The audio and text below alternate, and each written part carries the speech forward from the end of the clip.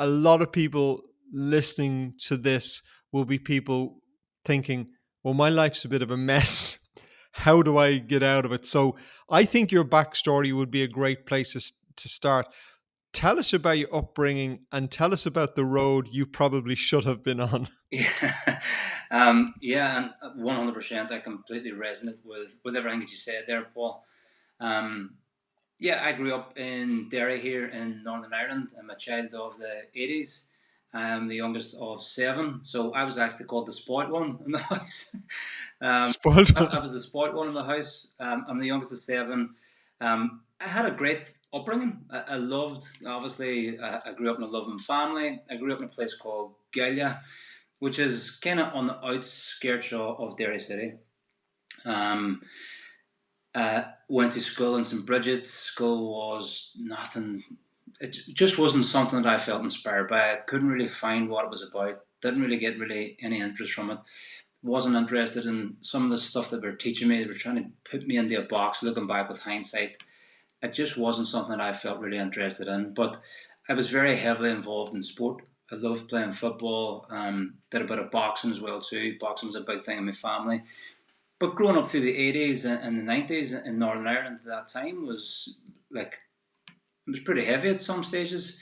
There was a lot of Of course. conflict that was going on. So I suppose unconsciously looking back, you've got a lot of those environmental things that have an impact on you for sure. My parents were unemployed.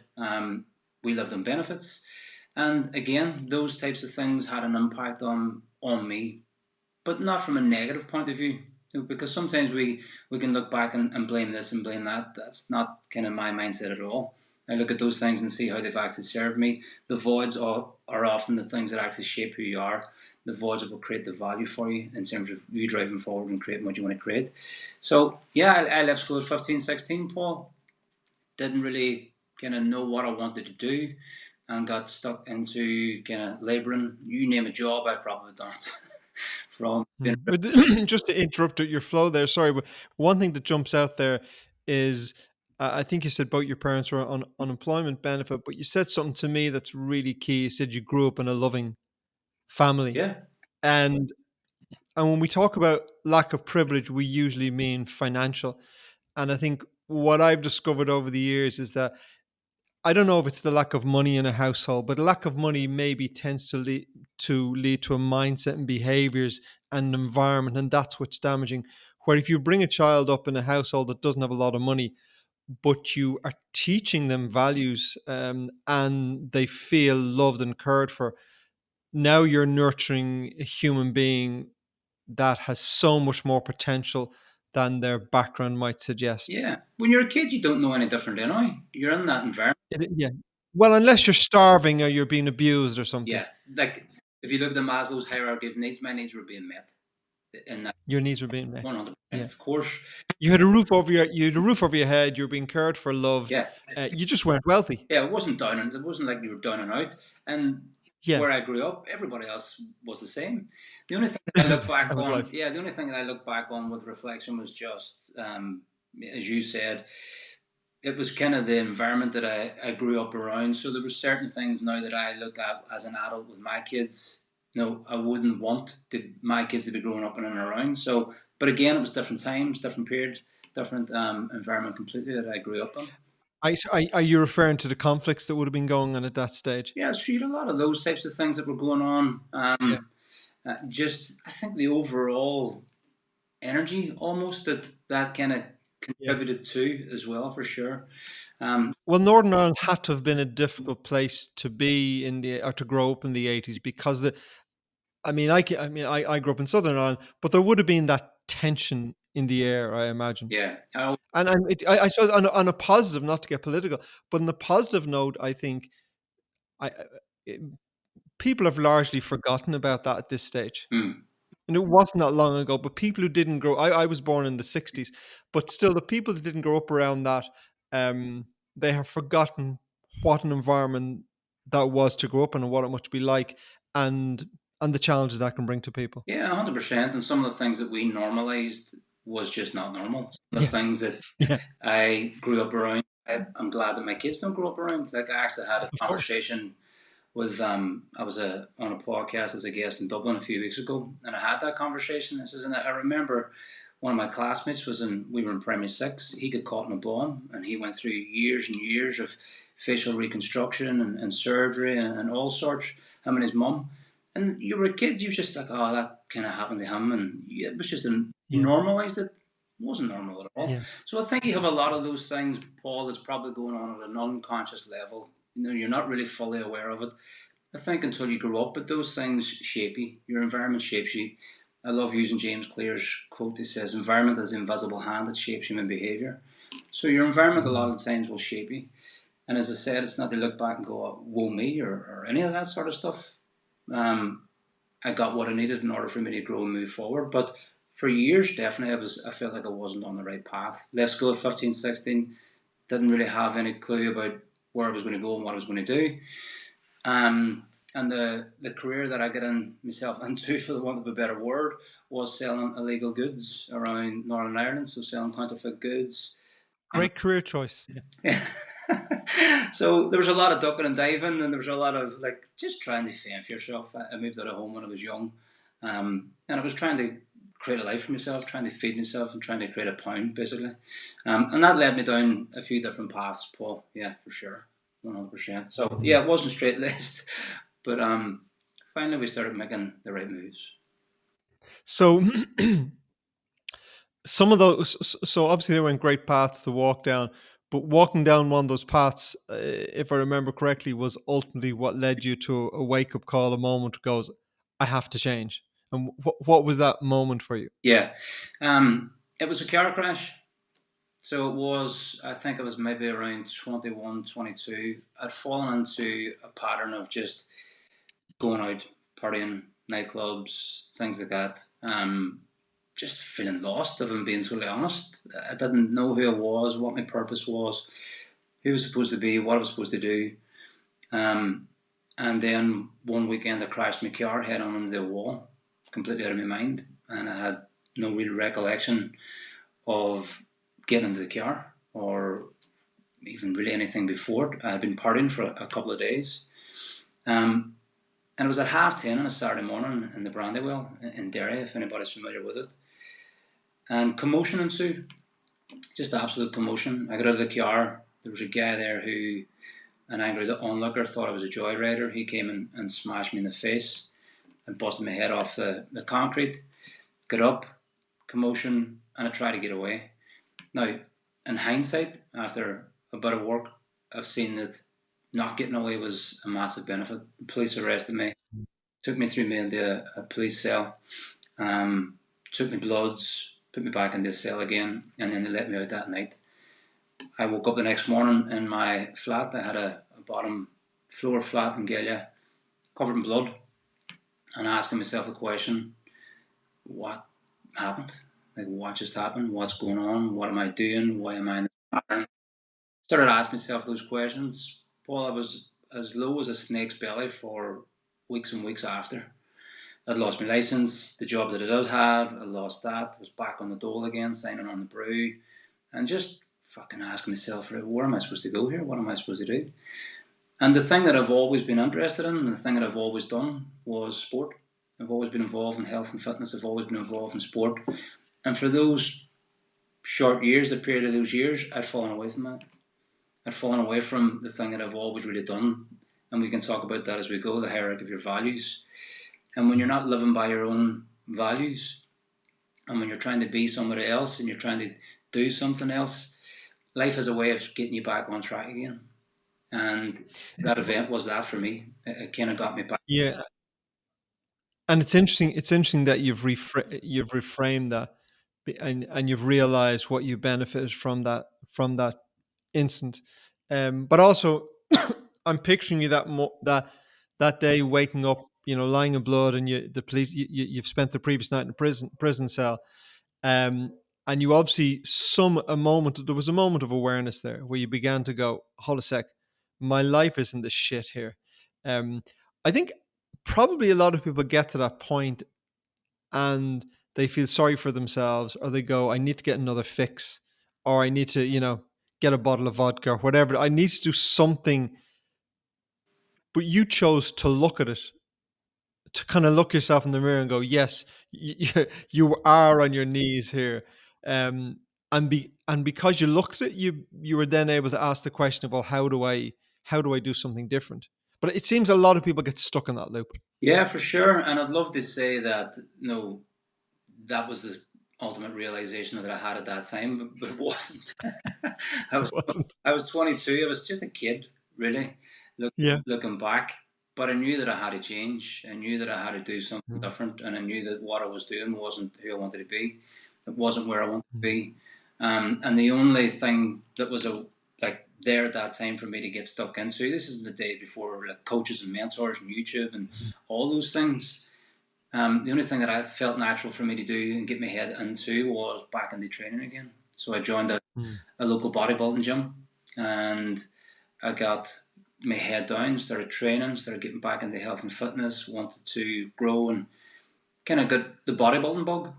Um, and mm, then literally a couple of years later, I started competing as a bodybuilder. I won a local show, Mr. Northern Ireland, first timers category, and that kind of gave me a platform, and it also gave me an opportunity to then start personal training, which is how I started out as a coach almost 20 years ago now. So yeah, the quote a mentor of mine, it says, "Wisdom is the instantaneous recognition that a crisis is a blessing." mm. The faster that we're able to see both sides, the faster that we can adapt.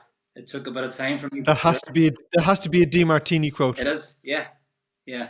But at that time, it wasn't something that I was fully aware of, and it took a lot more Mm. processing than having that wisdom and the fast process of seeing both sides, for sure. It's interesting. This morning, I went for a walk with my wife along the beach, and she was telling me that someone in Ireland has overnight won 250 million or something. So, we're having a conversation. Um, I said to her, that's a whole lot of problems for somebody, because 250 million is an extraordinary amount of money. And I was saying, that could lead to so many problems. I said, and look at so many of the children of very, very, very wealthy people and how they're completely messed up. She rightly said, yeah, but look at all the poor people who are also completely messed up. She said, so maybe, she said, no, maybe it's not money. Having it, you get messed up. Don't having it, you get messed up.